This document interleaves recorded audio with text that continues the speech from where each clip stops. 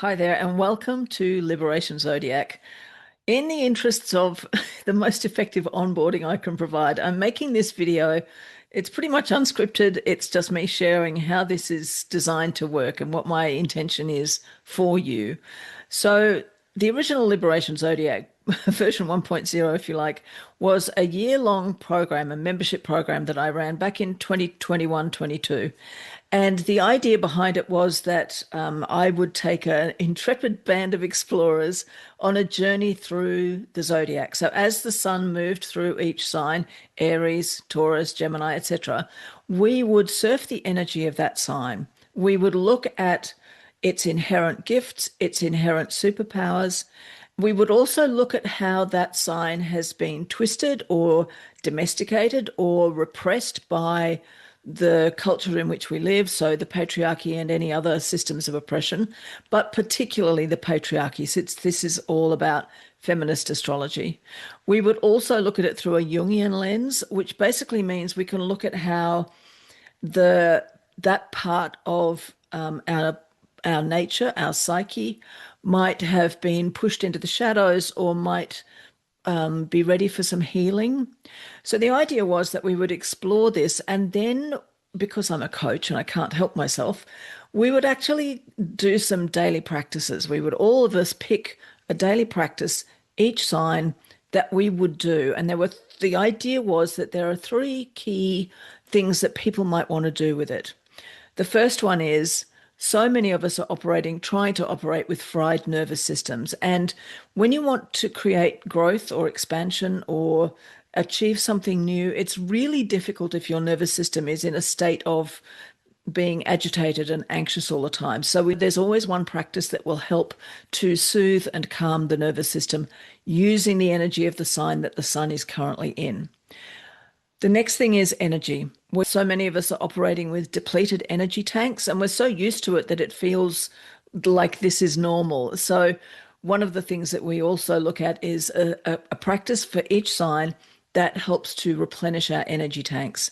And then, of course, there's a third practice in each sign, which is about when we're ready to explore change and growth and expansion. And my recommendation at the time when I first ran this was you start with just one. So whatever the state of your animal body right now, fried, nervous system, exhausted, ready for some change, whatever it might be, we pay attention to our animal bodies. We start there and we ask, what is it my body actually needs from me right now? What do I need to do to support my body and my psyche the best? And then we pick that daily practice. There's a lot of overlap. There are blurred lines, and it's entirely possible that for someone who's got some extra energy but is also feeling on edge, they can choose to do more than one practice. So I'm not about setting rigid rules. You're an adult. You can make choices. I'm not the boss of you.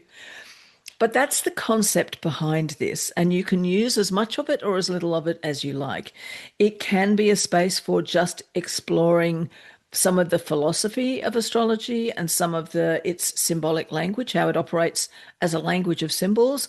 It can be an opportunity to learn a framework that maybe you haven't seen other astrologers using, so you can weave it together with what they do, and that's great. Or it can be an opportunity for really profound change. Because the thing is, and I constantly have to remind myself of this as well, all of us have every sign present somewhere in our chart. Even if you don't have a single planet in a particular sign, that sign is still active in your chart. I'm a classic example of this. I don't have any planets in the sign of Virgo, but I have 6 planets in the 6th house, which describes an area of life. It's the area of life to do with systems and the day-to-day minutiae of a life, how we run our routine, how we look after our health, all those things. And it maps to Virgo. In fact, I'm an honorary Virgo. So I'm taking that. I'm taking that gift and I'm looking at it through the lens of what is it that brings an awesome Virgo gift to my chart, and what are the pieces where Virgo can smash into the patriarchy and find herself feeling insecure or overwhelmed or unsure of herself or having self-doubt or all of those, whatever those things are. I'm looking at my own self and saying, okay, where have I got some suppressed Virgo energy that I'm not fully allowing that actually wants to be expressed. So there is an enormous amount that we can explore here, and you can approach it in whatever way you like, whatever it is you're ready to consume, whatever it is you've got bandwidth for. And of course, as part of the paid subscription, you also get the access to me for 2 calls a month. So that's a space where until things get really big and out of hand, which, who knows, it might happen one day, I'm happy to actually look at individual charts for people.